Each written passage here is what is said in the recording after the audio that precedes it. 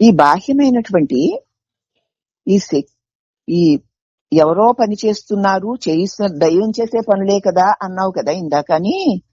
ఎవరో ఇవన్నీ చేయిస్తున్నారని ఒక మహా బాహ్య శక్తిని ఒక దానిలోకి ఎందుకు ప్రవేశపెడతావు? ఈ ప్రపంచం ఎల్లప్పుడూ తనలో నుంచే తనని తానే సృష్టించుకుంటూ ఉంటుంది. ఈ అశాశ్వతమైనది మరో అశాశ్వతమైన దానికంటూ ఉండడం అనే ఈ ఉత్పత్తి క్రమానికి అంతూ పంతూ ఉండదు. ఇంకా అలా ఒకదాని నుంచి అలాగ సృష్టించుకుంటూనే ఉంటుంది ఇదంతా, ఈ ప్రపంచం అంతా. దీనికి ఇంకా అంతు దీనికి అంతటికీ ఎవరో ఒక కార్య అధికారి ఉన్నారని అనుకోవడం మీ అహంకారం చేస్తున్న పని. నీ రూపం ఎంత భయంకరం, ఎంత దుఃఖకరమైనప్పటికీ కూడా ఈ రూపంలోనే నీ ఒక భగవంతుని సృష్టించుకుంటావు. నీ రూపం ఎంత అసహ్యకరంగా ఉన్నా సరే, ఎంత దుఃఖకరంగా ఉన్నా సరే, నువ్వు దేవుణ్ణి చూడాలంటే నువ్వు మనిషి అనుకుంటున్నప్పుడు మనిషి రూపంలోనే దేవుణ్ణి సృష్టించుకుంటావు.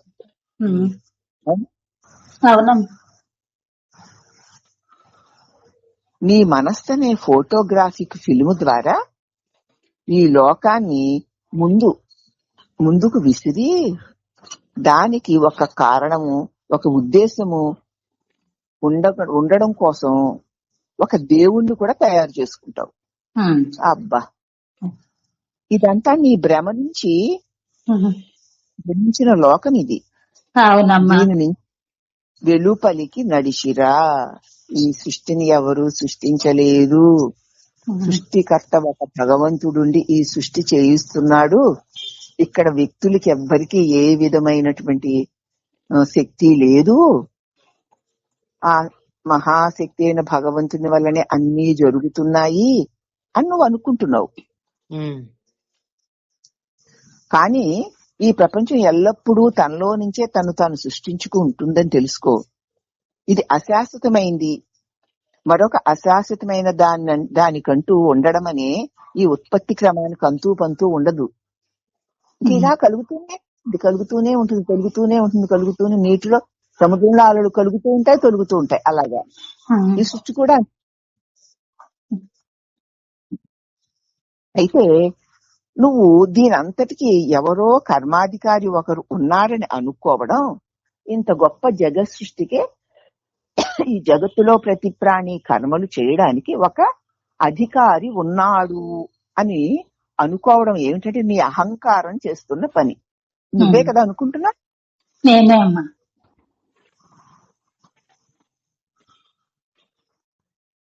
నీ రూపం ఎంత భయంకరంగా ఉందో, ఎంత దుఃఖకరంగా ఉన్నప్పటికీ ఆ రూపంలోనే నువ్వు ఒక భగవంతుడిని సృష్టించుకుంటావు. భగవంతుడు కూడా నీ భావన సృష్టే. ఈ జగత్తు కూడా నీ భావన సృష్టే. నీ భావన సృష్టిలోనే ఈ జగత్తునంతటినీ భగవంతుడు సృష్టించాడు. ఈ జగత్తులో ప్రతి వ్యక్తి, ప్రతి ప్రాణి తనకి తానే ఏమీ చెయ్యలేదు. ఒక భగవంతుని మహాశక్తి వల్ల ఇదంతా జరుగుతోంది అని అనుకుంటున్నది నీ కల్పనా సృష్టి. వెర్రిమొహం, అలా అనుకోకపోతే ఏముందో చూడు.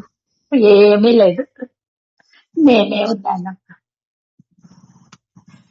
మరి ఇదంతా కల్పనా సృష్టి అంటే ఎందుకు నమ్మవు?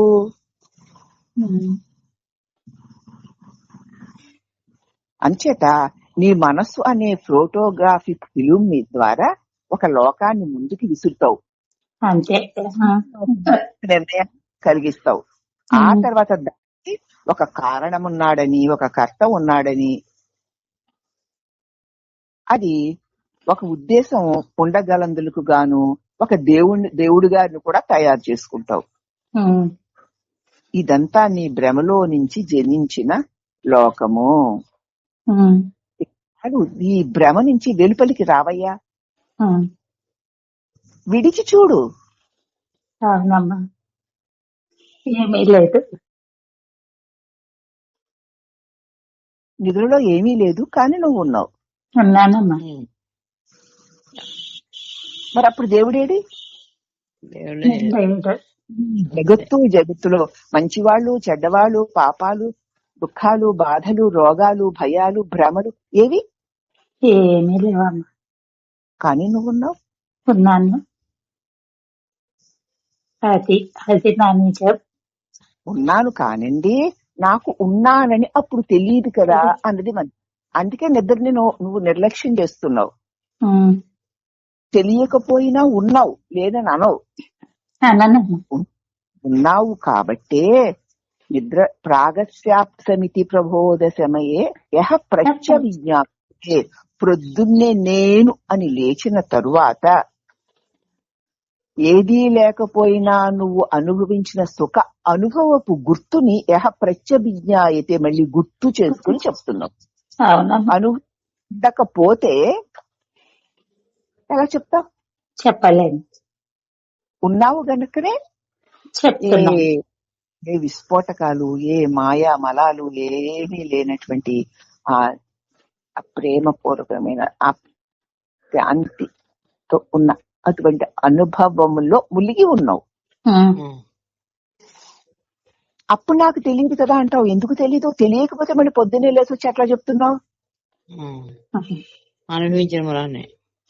మరి లేకపోతే ఎట్లా అనుభవిస్తావు? మరి తెలియకపోతే ఎట్లా చెప్తావు? అంటే అప్పుడు చెప్పడానికి తెలియచేసే పరికరాలు లేవమ్మా. ఎప్పుడు పరికరాలు ఉన్నాయి కాబట్టి వాడుకుంటున్నావు. నీ దివ్య అనుభవాన్ని పరికరాల ద్వారా ప్రకటిస్తున్నావు. అప్పుడేమీ లేదుగా. ఎంత సుఖంగా ఉన్నావు. మరి ఇప్పుడు ఇన్నిటిని కల్పించుకొని దీనిలో పడి దొల్లి ఎందుకు ఏడుపు బ్రతుకు? అప్పుడు ఎట్లున్నావు ఇప్పుడు అట్లే ఉన్నావు నిజానికి. అవునమ్మా.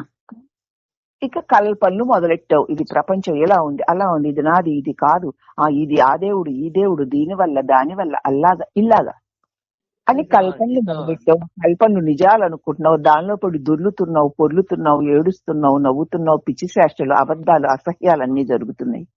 మళ్ళీ నిజమైతే ఉంటారుగా. అన్నీ పోతున్నాయి. పోతే బాగున్నావు కదా. మరి ఉన్నప్పుడు ఉన్నవన్నీ కల్పించుకుని బాగోలేదని ఆడవడం ఎందుకు? నీ స్వానుభవమే కదా అది. ఎవరో గురువిచ్చాడా? ఎవరిచ్చాడు? నీకెవరు ఇవ్వలేదు. నీ స్వానుభవమే. చూసుకో. కాబట్టి నీవు నీ భ్రమ నుంచి వెలుపలికి నడిచిరా అన్నారు. ఇది ఎంతసేపు ఈ మెలుకువా? కొంతసేపే. అవును. నన్ను భయాలు, నన్ను బాధలు. ఎప్పుడైనా సరే ఏ వ్యక్తి నీకు గుర్తొచ్చినా సరే అతని పట్ల ఒక రాగమో ద్వేషమో కలిగిందంటే మీరు మహామోహంలో ఉన్నారనే అర్థం. ఉన్నట్టే. ఎవరి మీద ఏ అభిప్రాయాలు గాని, ఏ నిర్ణయాలు గాని, ఏ ఇష్టాలు గాని, ఏ అయిష్టాలు గాని లేకుండా ఉంటేనే మీరు స్వచ్ఛంగా ఉన్నట్లు. మరి అయితే ఇది కాసేపు ఉండి పోయేదే అన్న సత్యం మీకు అనుభవానికి వస్తే కాసేపు ఉండి పోయే దానిలో ఉన్నటువంటి వ్యక్తుల పట్ల నీకు రాగద్వేష భావాలు ఎందుకుంటాయి? మరి ఉంటున్నాయి కదా. అదే అమ్మా. నీకు తెలిసిందే నీ అనుభవంలో లేనిది చెప్తున్నావు అన్నమాట. అనుభవంగా చూసుకోవాలి. నన్ను నేను పరీక్షించుకోవాలమ్మా. ఎలా పరిశీలించుకుంటావు? ఏ వ్యక్తి నీ దృష్టిలోకి వచ్చినా, ఇంతకు ముందు అట్లా ఏ అభిప్రాయాలున్నా లేవు కదా. ఇప్పుడు దాని పట్ల నీకు ఏ రకమైన స్పందనలు కలగకపోతే అప్పుడు నువ్వు అదిగో నిజమైన ఎరుకగా ప్రకాశంగా ఉన్నట్లు లెక్క. నీకెంత ద్రోహం చేసిన వ్యక్తి అయినా సరే నీ ఎరుకులోకి వస్తే, నీ దృష్టిలోకి, నీ గుర్తులోకి వస్తే అతడి పట్ల ఏ వికారము నీకు కలగకుండా ఒక తెర మీద బొమ్మని చూసినట్లు చూడగలిగితే నీవు ఈ దృశ్యం యొక్క పట్టులో నుంచి తప్పుకున్న వాడివి అవుతావు. లేదంటే దుస్సపు పట్టులోనే ఉన్నావు కాబట్టి మళ్ళీ తత్తబడి మళ్ళీ ఏడుస్తాను. వచ్చి పడతావు మళ్ళీ మళ్ళీ. ఉమ్. రానమ్మా. ఎందుకు మరి అలా ఎలా ఉండగలము అంటే, ఎలా ఉండగలవంటే ఇది కాసేపు ఉండిపోయే కళ ఉమ్. అన్న స్పృహ ఉంటే అదే దాని ప్రభావానికి లోను కావు. కానమ్మా. ఇది సత్యమే అనుకుంటున్నావు కాబట్టి దాని ప్రభావానికి లోనైపోతున్నావు. నమ్మపోతున్నాయి.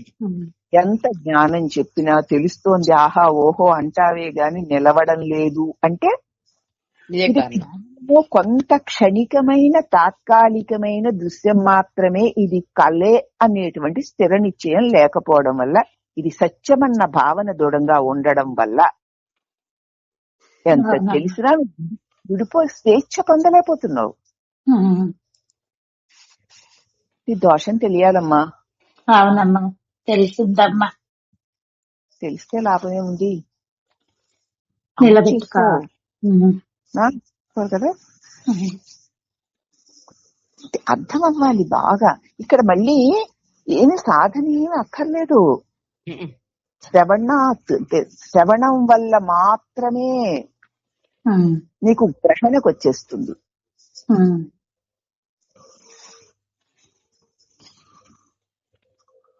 కాకపోతే మననం చేయి.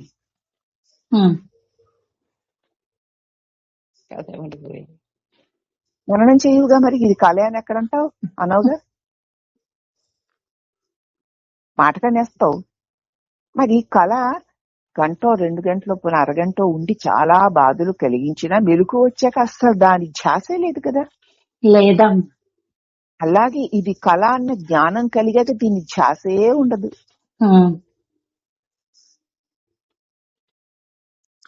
నిన్నటి కళ మొన్నటి కళ అసలు గుర్తులే ఉండవు. ఒకవేళ గుర్తున్నా నిన్నటి కళ మొన్నటి కళను. నీ బాల్యం నీ కళే కదా, నీ నిన్న నీకు వేళకి కళే కదా, ఈ వేళ రేపటికి కళే కదా. మరి కళ కోసం ఏమిటిది? ఇది కళ అని తెలిస్తే సరిపోతుందా? తెలిసినట్లు ఉండాలమ్మా. నిలిచి ఉండాలి. ఉండాలంటే ఏం చెయ్యాలి? కళ అని తెలుసుకు ఉండేంతే పోతుంది కదా. కళ పోయినట్టుగా ఇది పోతూ ఉంటుందా ఏదన్నా? మరి ఎందుకు పట్టుకుంటున్నావు? ఇంక పట్టుకోను. సత్యము అన్న భావన దృఢంగా దీనిలో కూరుకుపోయి ఉంది. అది బాగా దిగిపోయి ఉంది కాబట్టి ఎంత గట్టిగా దింపావో అంత గట్టిగా లాగాలి దాన్ని.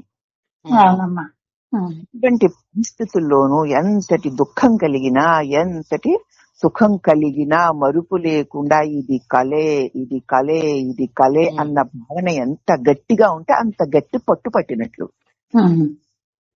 అప్పుడు దాన్ని అంత బాగా గోడలోకి లోతుగా దిగ్గొట్టిన మేకుని నువ్వు లాగాలంటే అంత బలంగాను బయటికి గుంజాలి. అది ఇది సత్యమేనని నీవు జన్మజన్మలుగా దిగ్గొట్టుకున్నటువంటి భావాన్ని ఇది కలే అని తీయాలి అంటే ప్రతి సంఘటన ఎంత దుఃఖం కలిగినా ఇది కలే, ఎంత సుఖం కలిగినా ఇది కలే, ఇది కలే. ఇది నిద్రొస్తే పోతుంది, ఇది సత్యం కాదు, ఇది కలే, ఇది కలే అనేటువంటి భావనతో ఎంత గట్టిగా నువ్వు ఉంటావో అంత పట్టు పట్టి ఉంటావు కాబట్టి అది లూజ్ అయి బయటకు వస్తుంది. ఇక నీకు దోషాలు ఎవ్వరి మీద ఏ దోషాలు గాని, ఏ శంకలు గాని, ఏ అభిప్రాయాలు గాని నీకు ఉండడానికి అవకాశం లేదు. ఎందుకంటే కలకదు. అవునమ్మా. అంతే. ఈ రకంగా మనం దోష దృష్టిని పోగొట్టుకోవాలి తప్ప ఊరికే ప్రయత్నాల వల్ల కానే కాదు.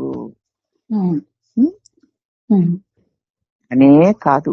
అమ్మా నిద్రలో ఎవరున్నారమ్మా? ఎవరు లేరు. ఇతరులు లేకపోవడమే సత్యము. నీకంటే ఇతరమన్నది ఏది కనిపించినా అది కలే, అసత్యం.